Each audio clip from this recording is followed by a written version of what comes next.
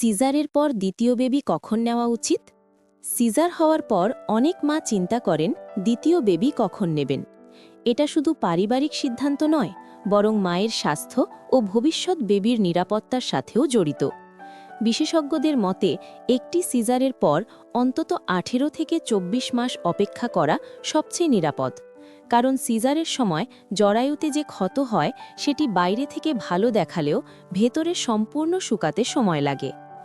এই সময়ের মধ্যে জরায়ুর পেশি আবার শক্ত হয়, মায়ের শরীর আগের মতো শক্তি ফিরে পায় এবং পরবর্তী গর্ভধারণের ঝুঁকি কমে যায়।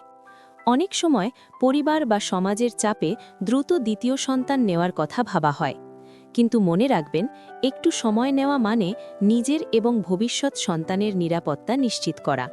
তাই তাড়াহুড়া না করে নিজের শরীরকে সময় দিন। পরবর্তী প্রেগন্যান্সির আগে পুষ্টিকর খাবার খান, মানসিকভাবে প্রস্তুত হন এবং অবশ্যই একজন গাইনোকোলজিস্টের পরামর্শ নিন।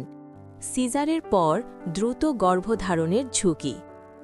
আপনি কি জানেন সিজারের 18 মাসের আগেই গর্ভধারণ করলে কিছু জটিলতা হতে পারে?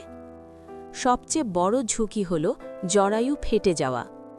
আগের সেলাইয়ের জায়গা দুর্বল থাকলে গর্ভাবস্থায় চাপের কারণে এটি ফেটে যেতে পারে, যা মা ও শিশুর জন্য জীবন ঝুঁকিপূর্ণ। এছাড়া প্লাসেন্টা নিচে বসে যাওয়ার ঝুঁকি বাড়ে। এতে রক্তক্ষরণ হতে পারে এবং অনেক সময় জরুরি অপারেশন করতে হয়। শিশুর অকাল জন্মের সম্ভাবনাও বেড়ে যায়, যা নবজাতকের জন্য অনেক স্বাস্থ্য ঝুঁকি তৈরি করে। আরেকটি গুরুত্বপূর্ণ বিষয় হল মায়ের পুষ্টি। প্রথম বেবির পর শরীরের আয়রন, ক্যালসিয়াম ও শক্তি ফিরে পেতে সময় লাগে। এই সময় না দিলে মা দুর্বল হয়ে পড়তে পারেন।